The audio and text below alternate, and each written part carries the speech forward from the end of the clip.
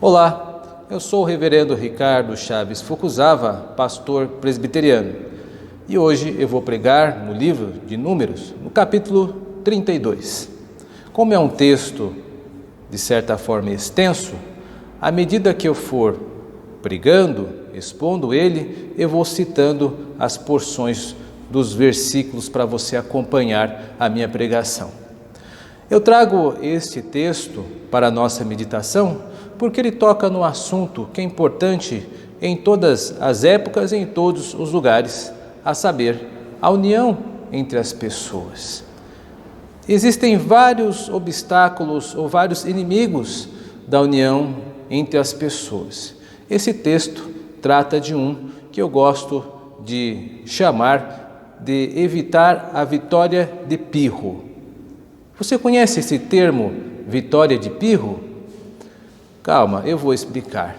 Pirro foi um grande general grego que lutou destemidamente contra o Império Romano. Em determinada batalha, ele conseguiu vencer o Império Romano, mas os custos foram muito altos. E devido a ganhar esta batalha, ele acabou perdendo a guerra. Desde então, forjou-se o termo vitória de pirro, que significa lutar uma batalha e vencê-la, mas perder a guerra. Ou seja, é o sinônimo de batalhas que não valem a pena ser vencidas. Pela experiência de vida, nós encontramos várias pessoas sendo ameaçadas por esse tipo de vitória isolada. Por exemplo, na vida de casais, às vezes os cônjuges, um contra o outro, pode aí pensar que venceu. Olha, eu disse ao meu marido ou à minha esposa o que precisava ser dito, venci essa batalha. Sim, pode ter sido isso que você deve ter feito, mas com esse tipo de atitude, você pode ter aberto fissuras, rachaduras no relacionamento conjugal, difíceis de serem curadas com o passar do tempo. Ou seja, foi uma vitória de pirro.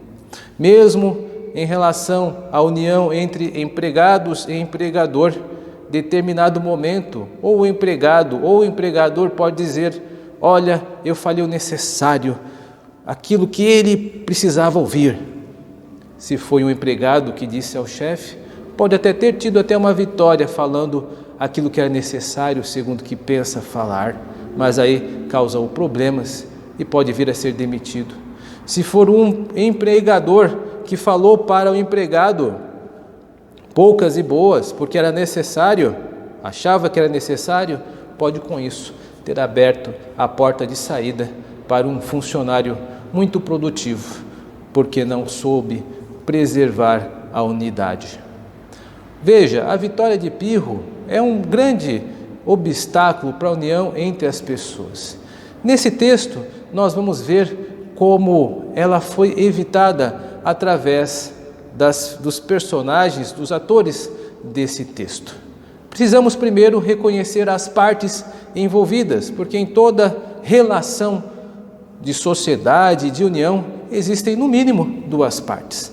A primeira parte se encontra no capítulo 32 de Números, no versículos 1 e 2 e 5, que eu irei ler.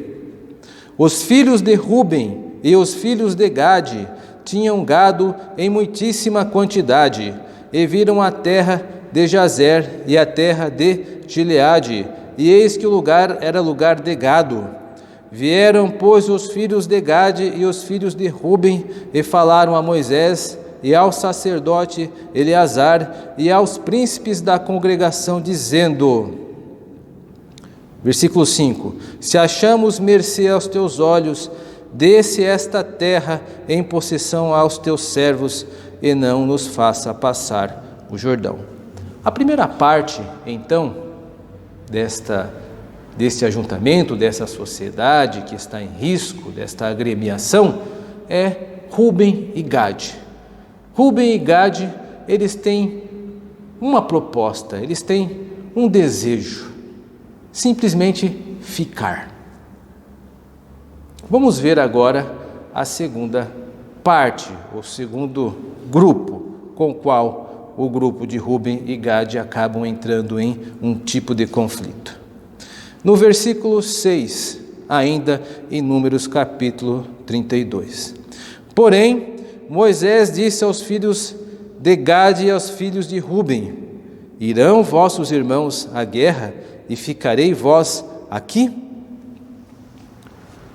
A outra parte está aqui ilustrada por Moisés e as outras 10 tribos. E o desejo desta segunda parte é totalmente contrário ao da primeira parte. Eles querem partir. Então veja, é importante reconhecer as partes em uma demanda, em uma situação como esta conflituosa, o que elas querem. A primeira parte, Ruben e Gade viram as planícies, as cercanias das terras que estavam antes de entrar em Canaã e se afeiçoaram porque atendia às suas necessidades imediatas. Eles queriam, portanto, não ir para Canaã. Por outro lado, a segunda parte, Moisés e as 10 tribos ficaram inconformadas, porque por mais de 40 anos sofreram até a chegada do momento de entrar em Canaã, e então 2 tribos começam a ameaçar a união de todos. Ameaçar a união de todos era ameaçar também a sobrevivência.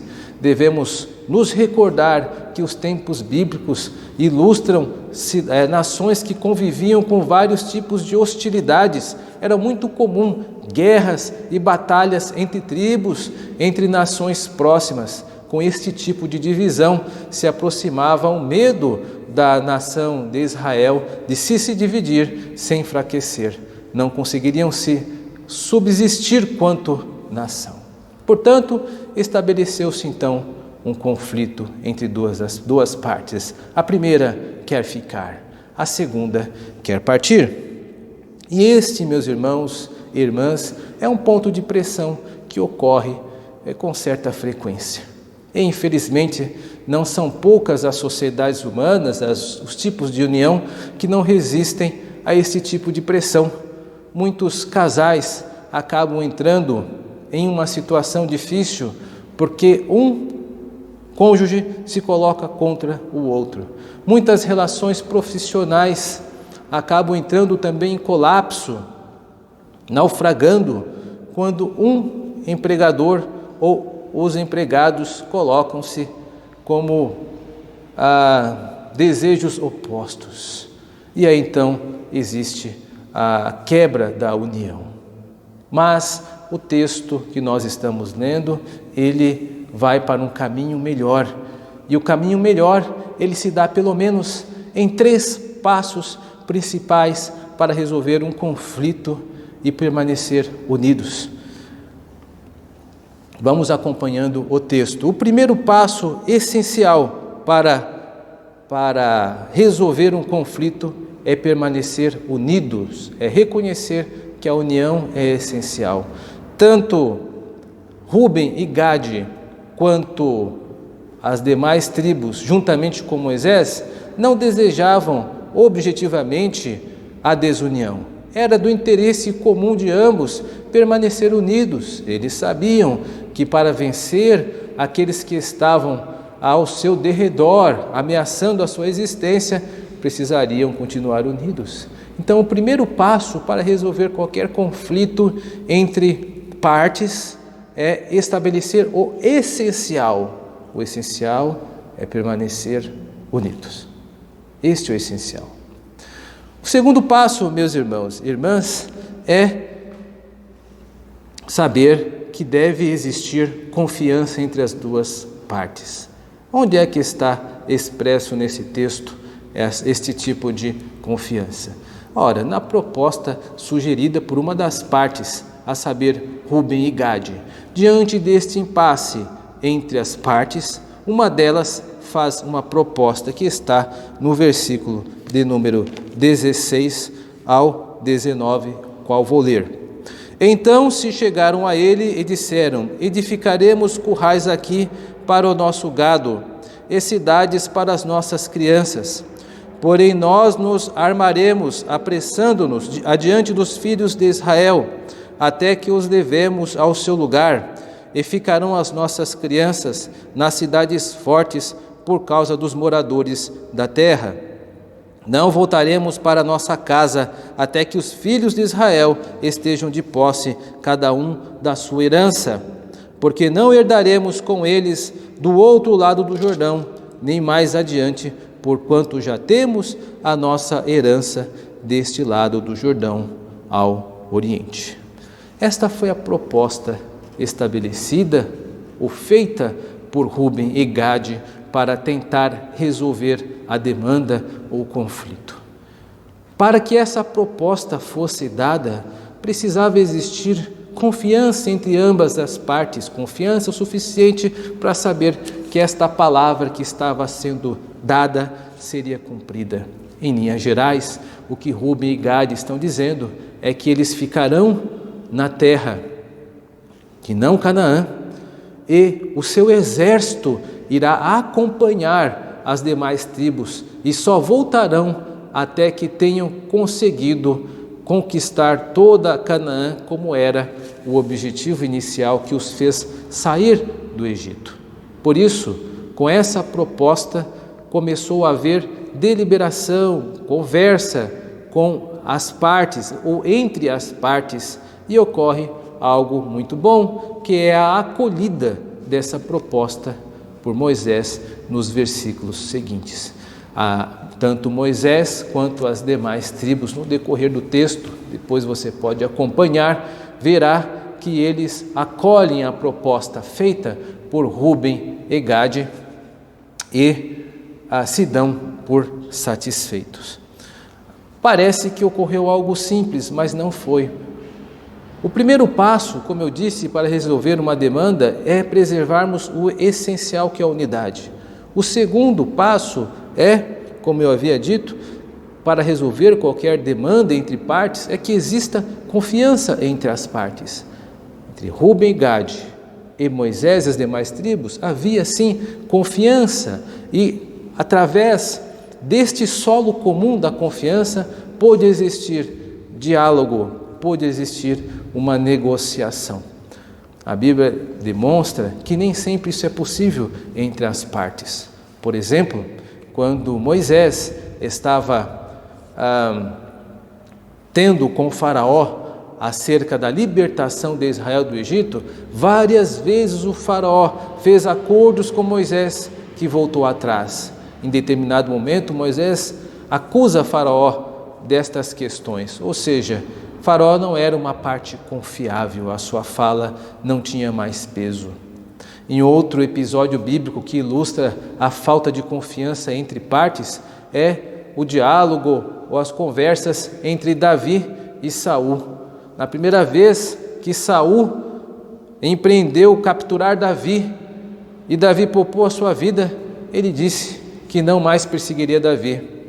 Mas a palavra de Saul perdeu efeito, porque logo quando a situação se acalmou, ele repetiu a perseguição a Davi, e por isso Davi não viu outra possibilidade a não ser fugir para os territórios dos filisteus. Ou seja, entre Saul e Davi não havia mais confiança, então não houve mais negociação entre eles, assim como com Moisés e Faraó era impossível haver confiança. É necessário existir confiança entre as partes. Este é o segundo passo importante. E talvez você pergunte, mas e se não for possível ter a confiança? Existem meios de restabelecer essa confiança. Você pode pedir ajuda a mediadores, pessoas que vão mediar entre as partes. E mesmo se o mediador não for suficiente, pode existir um árbitro, alguém que ambas as partes reconheçam com poderes para poder propor estratégias para o retornar de uma união saudável. O que é importante é que nenhuma das partes possa perder de vista o essencial, que é a unidade, e a partir deste essencial que exista confiança entre elas para que as resoluções do conflito possam ocorrer. Aliás, para a resolução dos conflitos precisa do terceiro passo ainda, a saber, o terceiro passo é que nenhuma das partes pode querer ganhar tudo. O que aconteceu aqui foi que houve um ajustamento. Rúben e Gade, a primeira parte, eles conseguiram o que queriam, eles ganharam? Sim, mas não tudo. Eles ficaram, mas os seus exércitos se comprometeram a caminhar com Israel para terras a serem conquistadas por tempo indeterminado, uma vez que eles não sabiam quanto tempo ia durar esse tipo de procedimento. A segunda parte ganhou? Sim, Moisés e as 10 tribos conseguiram com que Rúben e Gade os acompanhassem unidos para a terra de Canaã, mas em parte, porque ficou estabelecido que Rúben e Gade voltariam para as terras da Transjordânia, ou seja, não ficariam junto com o povo, as demais tribos do Jordão para lá. Nenhuma das duas partes conseguiu tudo o que queria, houve um ajustamento. E é importante notarmos também nisso, que até nisso houve um respeito a um item importante, que é a proporcionalidade. Rúben e Gade, eles eram inferiores à outra parte, e eles tiveram ganhos em relação à liberdade que eles tiveram sendo respeitadas por Moisés e as 10 tribos, e eles acabaram conseguindo, de certa forma, até mais do que a segunda parte, uma vez que Moisés e as 10 tribos conseguiram a adesão de Rúben por certo tempo determinado, até que tudo pudesse voltar ao normal, voltar a terem a terra como era o proposto inicialmente, mas nunca seria o ideal das 12 tribos de estarem juntos, unidos geograficamente, como Moisés tinha pensado no início. Ou seja, houve perdas proporcionais às duas partes. Numa demanda, numa disputa entre partes de uma sociedade, é errado caminhar num sentido de apenas uma parte querer ganhar tudo. Quando isso acontece, quando apenas um cônjuge quer ganhar e não permite espaço de conversação e diálogo com o outro, os dois perdem. Numa relação profissional, quando só o empregado ou o empregador quer ganhar, não há outro remédio, ambos irão perder com isso.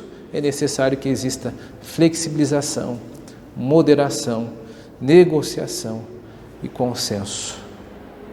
Caso não seja conseguido na primeira rodada de conversas, que se reiniciem rodadas de conversas para que possa existir um plano para que o essencial não seja perdido em nenhum momento, que é a união.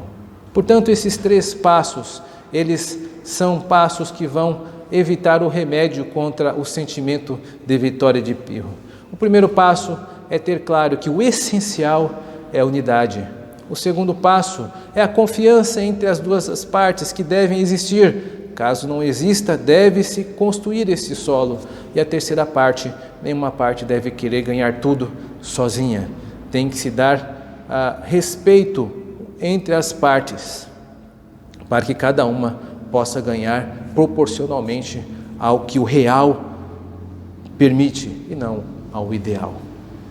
Meus irmãos e irmãs, nesta terra, vez por outra, sempre teremos conflitos, tanto entre casais, quanto pais e filhos, quanto empregadores, na igreja, em qualquer local onde existam pessoas, sempre existirão conflitos, por um motivo muito simples: nós ainda não estamos no céu.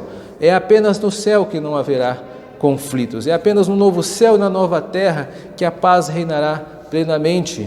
Por enquanto, nós devemos ter no coração assentado a necessidade de permanecermos unidos da maneira como Deus assim nos fez quanto sociedades. É por isso que a frase de Agostinho, com a qual eu termino este sermão, representa muito o espírito desse texto. Quando houver conflitos, lembre-se, no essencial, unidade. No não essencial, o que não é essencial, liberdade e respeito, e em todas as coisas, em todo o processo, caridade. Que este seja o tom do seu coração, mente e coração, quando se encontrar em demandas, que você saiba ter a união por caro, respeitar o outro, para que em todo o amor prevaleça. Que Deus muito nos abençoe. Amém.